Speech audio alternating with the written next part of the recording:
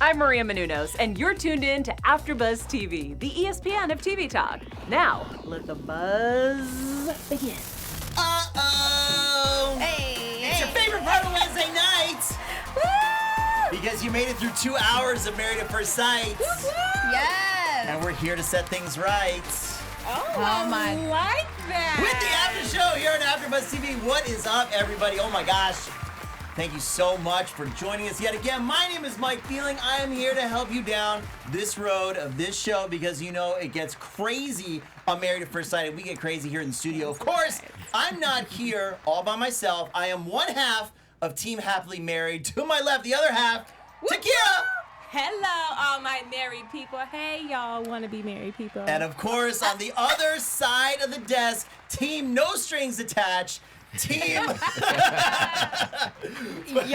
Team No Strings Attached. Team Twinkie. And Team Twinning Okay. with their matching jackets, not on purpose. Of course, first is Kenneth. Yes, Team Single. What's up to all my single folks? What up?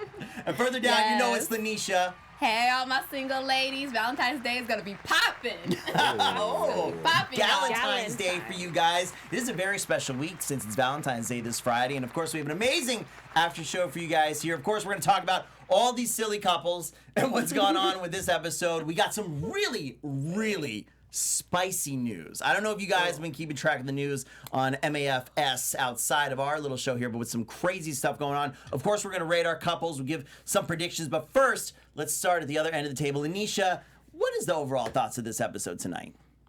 I'm just surprised that these ladies have not left. They're very strong-willed. And all of them? the patience is, not all of them. I'm talking about, of course, the obvious ones. Zach and Brandon. Mindy. Yeah. I'm ready for these late girls to just get another man, or Married at First Sight, bring some of these folks from the other seasons and get them together. That'd be good, like an All-Stars. Yeah. Yeah. Tonight, of course, Survivor 40 premieres tonight. That is my favorite show. I love Married at First Sight. Survivor 40 is all winners this season. So we should do a Married at First Sight all losers. We should. Yeah, all losers. Ken? The couples left paradise, made their way back to the nation's capital, Whoops. and it's a lot of things to talk about, more than President Trump. You know, so. Oh, yeah, he should go. We don't need to talk about him at all. No. Oh, me, it set in that little signs of trouble amongst everybody, like Katie and Derek, even before the end of the episode, kind of picked up on it. Passion's kind of drifting. And it's only been they've only been married 10 days. Yeah. 10 days Still blows of my wedded mind. bliss. But yeah, we got a lot to talk about. It's a lot. For me, this episode was kind of a lot more of the same. I think, like we said in our quick 60-second review, I thought the people we like, we still like. The people we don't like, we still kind of don't like. Before we get into it, let's say what up to producer Jonathan. What up? Hang on, wait. Oh, Jonathan, the fans love you. Yeah, they friggin' love me. They're going Fans insane. love you. There they are. All the fans in the studio today. Guys, let's start as we always do with the least controversial, Jessica and Austin. Woo! That's my cup. Jessica and Austin went from the most awkward family photos at the wedding to maintain their awkwardness together and just have grown to be awkward as one, as a couple in awkwardness. Just like Ken said, you know, everybody came back from the honeymoon this week. They go back to D.C. and they get their little apartment together. This is all the couples. And then, of course, depending on if you were one of the couples where your mate actually came home with you or not, they go to their respective houses and they pack stuff up. So, I don't know. They had a cute little tussle over the closets. He has a few things. She wants to bring a ton of stuff from her apartment. I don't know. Ken, is there anything really to say about these guys? They're cute. I mean, yeah, they're cute. She wanted to bring a watermelon. I don't know. So that's like the only reasonable thing. If you don't That's all bring I I can was guys, pick about up. to say there are gonna no rot. snacks. There's Right. no food in the apartment. So yeah, Like, that's the only She's thing. being that fight. reasonable. but the watermelon's gonna rot if you leave it in her old place. touche. I don't think it know. was just a power of. I mean, she won, but I'm just she won Yeah. the I battle. think the only issue, which I don't think is an issue, but I want to know if you guys think it's an issue, was with Pastor Cal asking them, is the financial problem a problem with her making more money than him? Would that be a problem for you guys? Yeah, I mean, let's talk about that. That's a great question. Yeah. Put it up. I think That's the only problem they have. obviously, there were two couples that they talked heavily a little bit more about finances than the others. But I think what's so interesting, and I know we'll get to the other couple, what's so interesting about this one, Jessica and Austin, is the fact that they acknowledged it, and then they were like, but it doesn't, like, it matters, but it doesn't matter. Like, we talked about it because it's important, because finances is one of the reasons why people get divorced. It's one of the leading reasons. And she was like, you know what? He doesn't make a lot, but he's striving, and he has passion, and he has ambition. So, thumbs up. And I thought that was great. I mean, right. Yeah, it's important. He's definitely not a bum. I mean, he's an engineer. He's in a solid career field. So he's going to elevate. It sounds like it's a new career field for him too. So maybe he was working in something else and he decided to switch paths. And of course, you're going to start kind of at the bottom of the ladder again. But if that's something you're passionate about, you know, I think I'm a big Gary Vee fan. I don't know if our fans watching here listen to him. I'm a big Gary Vee fan. He talks. The entrepreneur. Yeah, he talks a lot about following your passion rather than following the dollars. So I think as long as it's something you're passionate about, and you're right, it's not something just passive, and you know, the income will come following your passion for it. That's what I liked about her, how motivating she was, and she wasn't tearing him down about it. She was just like, the drive is there. Like, he wants to go up. He doesn't want to stay down. He wants to move up in his field. And it's not like he's not making any money. He's making money enough for us to eat and stuff. So that's part of it. That's part of the supportive thing. We don't have to fall into these traditional gender roles, right? Of the man's got to make more money than the woman. Like, it's a partnership because you can each bring different non-tangible things, untangible, whatever it is, things to the relationship. Intangible. Another thing that I absolutely loved about this couple, because I mean, we didn't have a whole lot of bad things to say. But one of the other things that I absolutely loved was that they acknowledge that they're having sex, but that they keep it private. We don't need to go into details. As thirsty as Pastor Cal is to get some details, Austin's not giving it up. He needed it. Pastor Cal was like, Lord, please give me this. Compared to all these other couples, I need something good. I get no action in the other 4 bedrooms, so I need this. It's all right, Cal. I did love that. And so it's almost like they're checking the boxes out of Cal was like, okay, finance, sex, children, boom, boom, boom. They agreed on all. And I think that that's just... it's just epitome of this awkwardly love. It's just so beautiful. They're lined up. They're just lined up. Now they're cute awkward. Like, now they're cute awkward. They are like the picture perfect awkward. Even their little arguments or their little like tit for tat kind of. And I'm gonna point out the kiss on the forehead. Yeah, the little forehead I love that forehead kiss. Like, Lord. That's a big, like, guys. And if you're not doing the forehead kiss, it was technically like on the eye, which is even sweeter. If nobody's like kissed you on the eye, it's a good move. Just grab a friend or something. Like, yo, just bear with me. Just right here. Just watch what friend you do it to, though, because it could become a fiance. Watch how you do it. Watch him do it all fierce. Poke me in the eye. Knock my contact out. Let's move on. They're amazing. Let's move on. We're really going in descending order here today. I think we've got a pretty solid descending order. It's Katie and Derek are going to be the next one as we go down the rung of ladder of romance. Okay. Seem pretty good, right? Everything seemed pretty good on the hunt. Oh, she already. TK's got this energy about her with this couple tonight. I'm gonna let you finish. Thank you. I'm no Kanye West. Oh wow! Still the mic. I'm definitely not a Taylor Swift either. Katie and Derek, they seem pretty good on the honeymoon, right? They've seen the whole time. Jonathan's got our map. At some point, we're gonna look at it. We've rated them pretty high the whole time. Yeah. However, they move into the new house. It doesn't seem like a lot of conversation is going on. And then once they finally talk to Pastor Cal, he admits that he feels like the relationship is kind of stagnant, right? Yeah. And then she drops the bombshell of the stuff that we've kind of been knowing already about this ex that all of a sudden popped back up before she went on the show saying he loves her, and that caused her emotional turmoil going on to the show. Lanisha, was she saying this in retaliation for what he said? Is this like trouble sign for this couple? Where are they at? I did feel that a little bit, like, after what she was hearing from him. But part of me is really thinking, like, man, she's really processing this I've been in love thing. Like, I think she's really is processing all of her feelings, which is why I'm saying, like, why girl, this show is not for you then. Like, why did you go into... She's not ready? Definitely not ready. You're barely ready to go into another dating relationship, let alone you're getting married to somebody else when you still have feelings for a whole nother person. Yeah.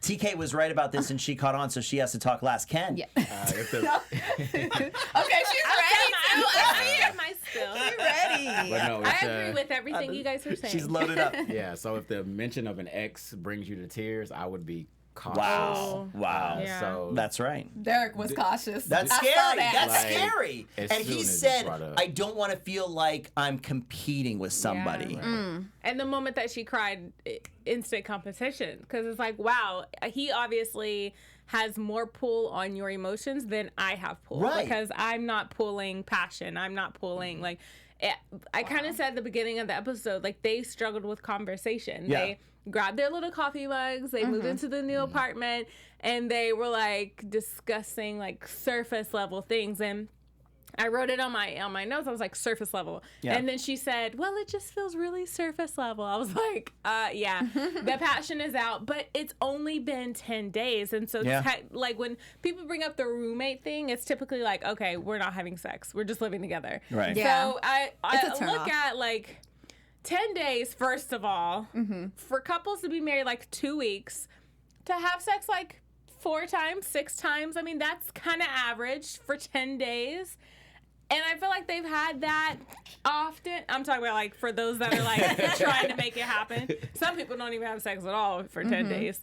Okay, I can agree. Days? No, I'm just saying, like, you know, 10 days period. So it's like already, like, it's turmoil for him in 10 days where he's like, oh, we haven't had sex in like a day or two, and I feel like it's a roommate thing. Like, but again, she's pulled by the ex. So I think it's genuine. I don't think that she's saying that just in retaliation. So. Some of this stuff can get edited out of context. Like the Yeah. roommate thing could be a cute joke in a different light or tone. Yeah. So that's kind of tough. But definitely, you don't get around the fact that this guy, or the feelings she at least once had, and he made resurface somehow, made her cry. If you She don't- admitted to If it. you don't Okay. care about that, then it can't affect If you don't emotionally care, like you that. ain't gonna be crying like that. Yeah, No. Right. But it wasn't even just the crying and because she was hurt. Right. Pastor Cal was like, is this hindering you from getting close to your husband? Yeah. Yes. Yeah. Like, Like what? Wow. she said it. So, Yeah. Pastor Cal is Yeah. leaving these apartments and just like throwing his glasses on the ground. Like, what did we do? I But at feel least she like was Derek honest. was We being do. more like, I feel like that's just his character. Like, he's very a logical person. So I feel like when he was saying the 6 months to a whole year thing, I didn't take offense to it. I think that was just him he's never been in love before. He's just thinking it from a logistics. like, type how of do I it. know? Yeah, like it's like it sounds reasonable to get in love in like 6 months and a year. So yeah, that sounds. We can't. Yeah. You know, so he doesn't know. We can't completely deny the reality of this situation. They're Yeah. still essentially strangers. Just because they've Yeah. illegally gotten married, Right.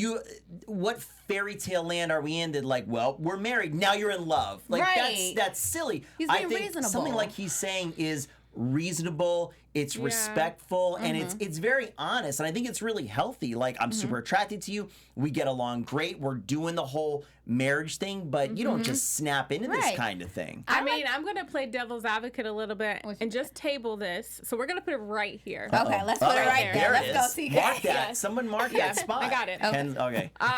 So we're kind of vouching for Derek, and we're like, you know what? He loves his wife. He's attracted to her. Blah blah blah. He is anticipating. You know what? I think in 6 months maybe we can be in love. Zach is kind of saying the same thing, but saying the word attracted instead of love. So can we vouch him in that? No, because Not at this all. is attraction in 2 completely different ways. Because even Pastor Because Cal some went people would defend in that sense. Like, okay, Right. if Derek a can good be in point. love in 6 months, why can't Zach be attracted in 6 months? But Zach doesn't believe in himself. Like, Derek at least believes in it. And he's even, like, reassuring, like, I do feel myself having feelings for you. And I do believe that we could get there. Yeah. Do we want to talk about Zach right now, or do you want to table it? Look, we're tabling. It's Right. right All here. right, leave it right there. Leave it right there. Leave it there. Leave it right there, because we're gonna get we've crossed over. That is the it's right there in the middle. It's right there. We've crossed over the middle of the ladder into sadness. Into the sadness of attraction. Before we get to the true depths of despair, Yeah. Ken, you want to holler at all of our audience real quick and tell them how much we love them? Yes, we love y'all. We want to thank y'all for making us the ESPN of TV Talk, TV Land. Hello. Go ahead, click that like button, subscribe if you're listening to us on iTunes. 5 stars, please. You know it. Now, back to this Yes. ugliness. Back to this in DC. ugliness. Guys, Yes. thank you so much. You guys are, you're our extended panel. Yes. Lanisha, Ken, we're going to be shouting you guys out later in the show. We got a lot of Yes. comments because you guys keep leaving amazing comments on our videos. Thank you so much. You guys I see rock. you guys already in the live. I see you, Key Wavy TV. I see Bria. I see Faith, Kennedy 78. Call me _ Brian. Call me _ That's directed at and make sure Lanisha. to hit 129. You guys are amazing. Hi, guys. Let's go. We're going to keep that table because we're going to go to Mika and Michael, because I feel like maybe they're in the middle of the ladder, because Mika and Michael, for me, are kind of turning around, right? So we come back. They're real tired, but they do come back together. So that's already better than the bottom two, okay? They come back together, and Michael keeps talking about the fact that they need to build up into their relationship, right? So actually, to TK's point, they are very similar to what Derek is saying, which is also similar to what Zach is saying. This fact that it's not immediate, and they're on some kind of journey. I love the word journey. Everybody's doing that. It's on some journey, but they really are on this kind of journey, right? They talk about it. They also bring up the salary conundrum of all of a sudden his salary has doubled because he took a new job. He was quick to answer too. He was like, excuse me, my salary has doubled. And that's because Mika is of the mindset that I think he needs to make more than she does. And I know we were none too happy about like how hard she was pressing going through his place, right? Why? How on earth could there be a trash can near the front door? That's just unthinkable. Irked my Give it to her. I'm trying to be patient, Mika. I'm trying to be patient, honey. But she is irking my nerves like no one's business. Yeah. And I think just as a married woman, I look in and I realize that let me be fair and give her time. But she has some ugly self-realization coming to her as a married woman, because it's almost like she is way too nitpicky and she nags way too much. It's almost like she's clearly defining her presence, and there's no compromise, and there 100% has to be compromise somewhere. Why? It's almost like the saying of, you can't fill a glass that's already full. You can't learn anything if there's not room to learn. So Profound. Yeah. it's just like, she's getting to me. But I think hopefully that Michael is, I hope that he's strong enough. I hope that he's sarcastically, he'll say it in a I want him to be the person we thought he was when we first saw the show. And that's kind of sarcastic, but strong, but still a little bit of passionate. So, Ken, is Mika too set in her ways? So Mercedes Fraser, she hit it on the nail. Great. Mika has too many rules. Yes. Right, okay. And she's just coming in like she just needs to Hard and fast like rules. just chill, Retweet. relax, Retweet. like let it happen. And I mean, she's very judgmental. Yeah. She's talking about the Yes. cabinet space and the trash can and like chill. You just walked in the door. And the first Definitely thing do not is, come to my house. like relax. She I will not looked be at happy. his place, and I was just telling TK, I was like, that's actually clean. a clean apartment. For a guy, that's real clean. Well, I mean, we're already getting low on time, which is crazy because we talk about the show. We love it so much. Talk to me real quick, Lanisha. Let's just stick with it. And near the end, when Pastor Cal comes for his visit, by the way, where's Viviana and Dr. Pepper? Like, poor Pastor Cal is putting in overtime here. Pastor Cal comes, Budget cut. right? Budget cut. Still in Panama. They talk about the salary thing, whatever. More importantly, and you start to feel from the house visit, we feel a little bit bad for Michael. Like we're saying, Mika's kind of rigid, but we go back again to the argument of what exactly did Michael say? Was he saying they definitely have to have sex before the end of the honeymoon? She's saying, this is literally what you said, and he is saying no. Somebody's telling the truth and somebody's lying. Right? For real. How do we get past this? Do we just leave it? It doesn't seem like either of them, she won't leave it, and he's crying. Yeah. There's actually a lot of people who are now saying, like, is Mika telling the truth? And in the past, Mika has misinterpreted some sayings from when she was with the family. And the family has mentioned that Michael cannot be pushed too much to the extent. And then she told Michael, hey, they told me that you shut down pretty much when you get upset. So there's been times where she's, misinterpret. Yeah. So I'm wondering if, because he remembers specifically, he said expectations. Right. That was a key word that he remembers that he said. So I'm wondering by that if Michael was right and maybe Mika misheard him. Well, this crying... I think it's both. I think it's a little bit of both. Yeah. This crying is consistent with what he said. He is getting upset.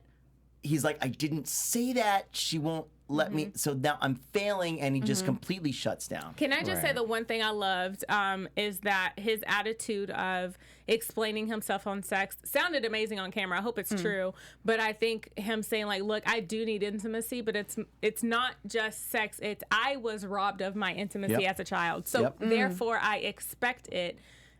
As a married man, I want that. I need that because it's my love language. So I think I'm glad that you brought that up. I love that he was talking about that bond, knowing his backstory of him being adopted and everything. So I truly do understand that bond and why he was crying because because she picked on him so much and it's like he can't do anything right. So what do you do when you actually do want something to work and you just aren't doing anything right? And another thing of the woman thing, she's gonna learn you cannot nag on the wrong things 24/7. The small things. Sorry, I Ken, feel I like robbed you of your moment. No, I was gonna say those are not crocodile tears. So yeah. Everybody else, we get on Brandon and these other apologies and stuff. But he definitely was being honest with her. I wish she would have embraced him. Like, I mean, he was just sitting there like he hurting, said, "I need love," and it's just like touch.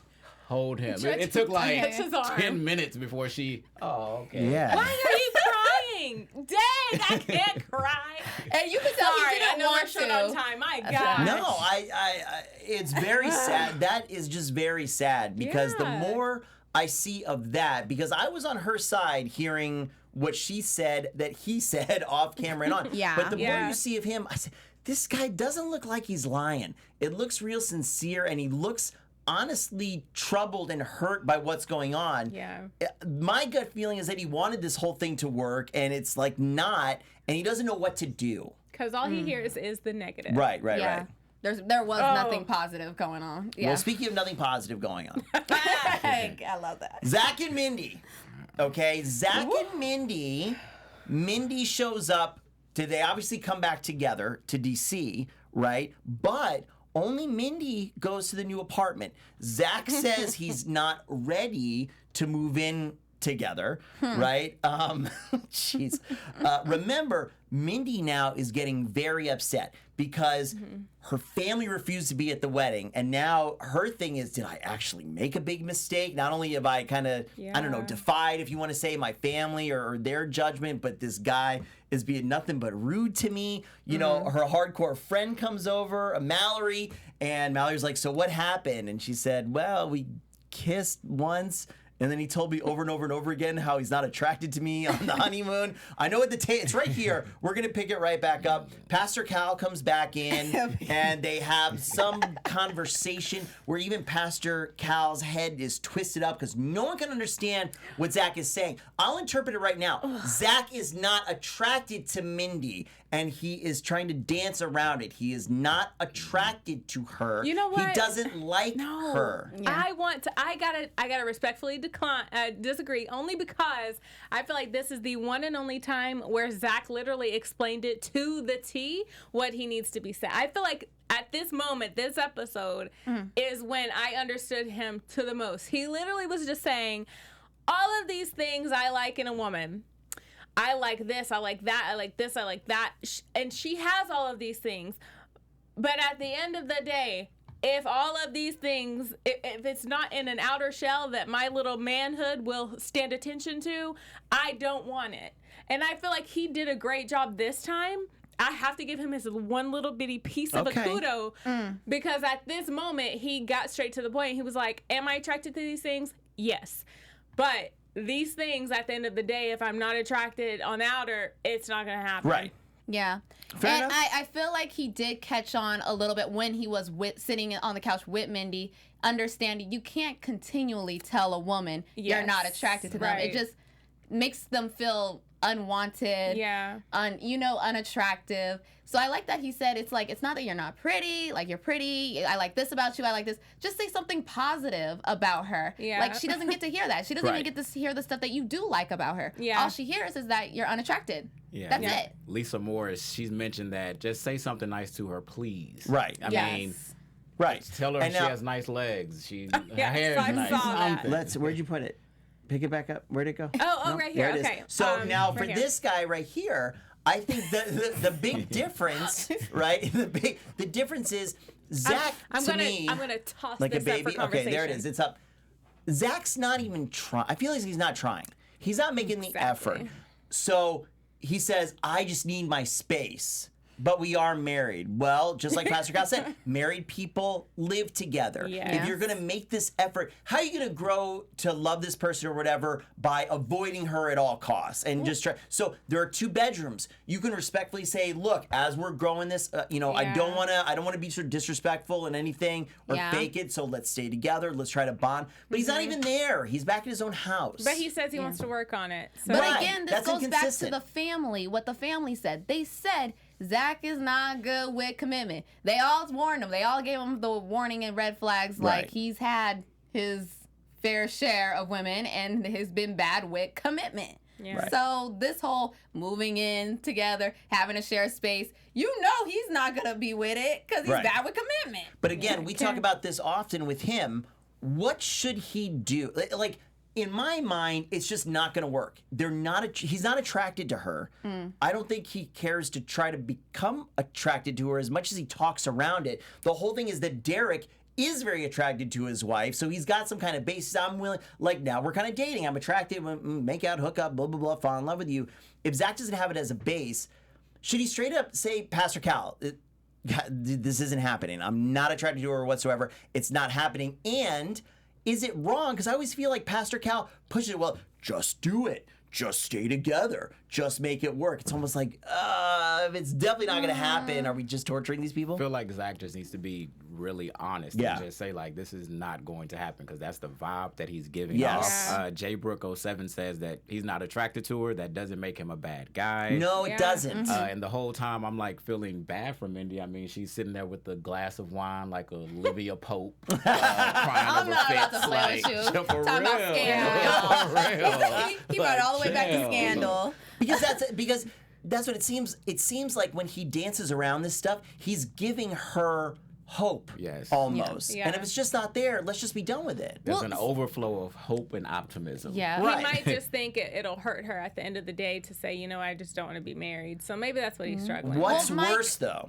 Someone answered your question that you threw out last week talking about attraction and is attraction most important. And God Loves Culture said, men are visual. They go for looks every time. The woman can be the devil on the inside and they will still try it. Think attraction can grow from both sexes, but it can't be too far out of the range. I've seen not so attractive women attracted by men by their spirit. So I feel like they're saying like more so women, we could go for men more so for the inside, but guys, like appearance for women is very important to men. Is that true for y'all? It's not. I mean, it's up there. I need to be attracted to you. So I PC mean, if I'm answer. not attracted to you, then I mean, it's not working.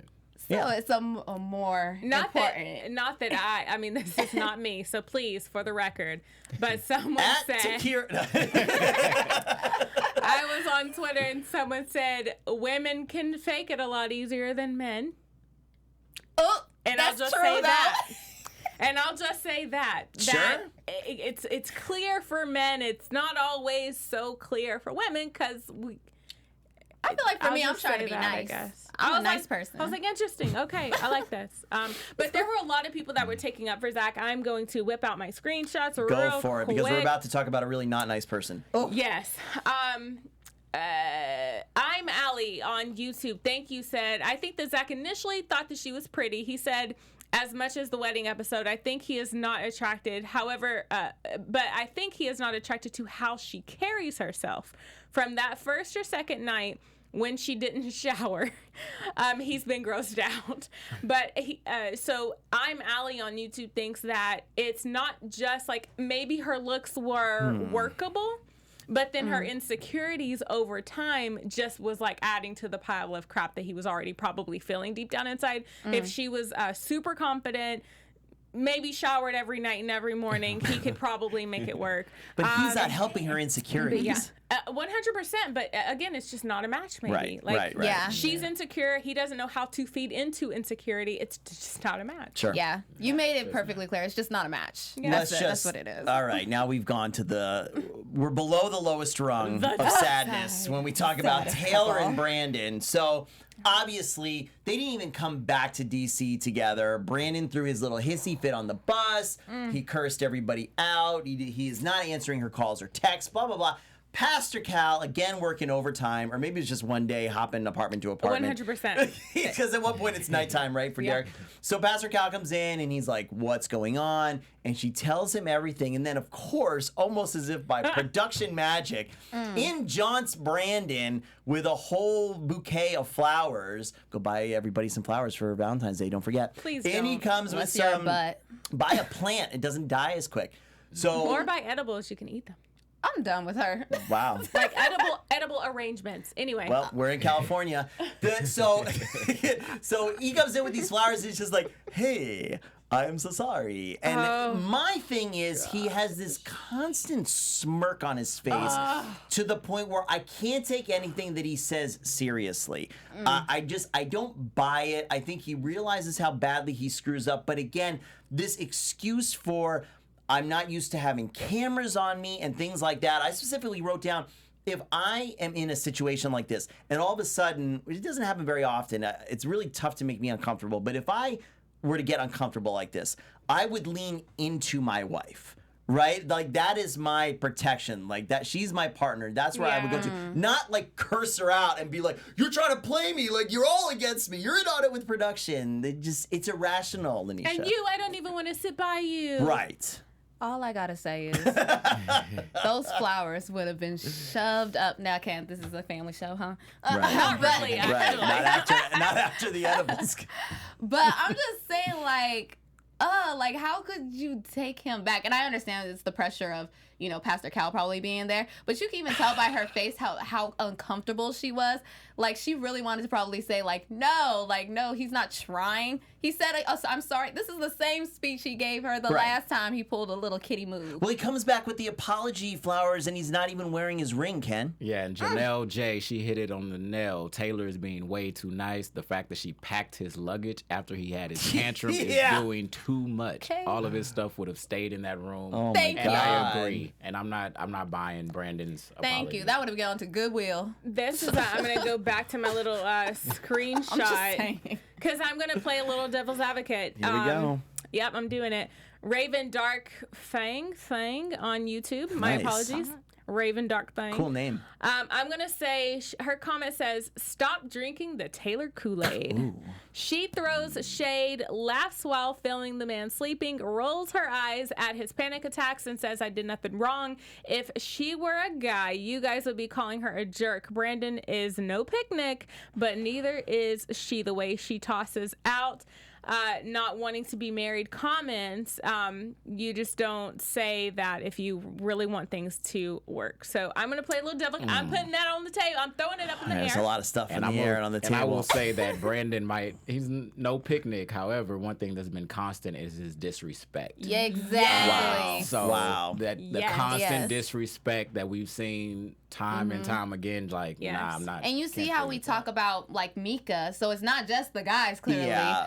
So if it was the other way around, I would have said the same thing. She's acting like a baby. I would have said the same thing. If Brandon woke her up with a camera, like, look at her snoring, like, it's cute. It's like it's a newlywed cute thing. I think the one thing that got me here was when he said, "When the going gets tough, is she going to be completely done?" Wait, hold on. She is here. First of all. So let me just get that right. And the little smirk kills me. It's like he walks into the room and there's like condescending, like, can we be smothered in enough like condescending attitude? Right. I don't care how cute that little dimple is on the side of your cheek, Brandon, that you think it is. Like, no. Yes. No. And she doesn't just want respect for herself. She wants respect for just people in general, the whole production. The disrespect will not be tolerated. It just doesn't make any sense. Nobody is going to point out what she has done to deserve any of this kind of stuff because it's not. Yeah. We're super out of time. Okay. However, we have so much. TK has got some tea. It's TKT. TKT. It's TKT. Oh, I should have my teacup. You should have.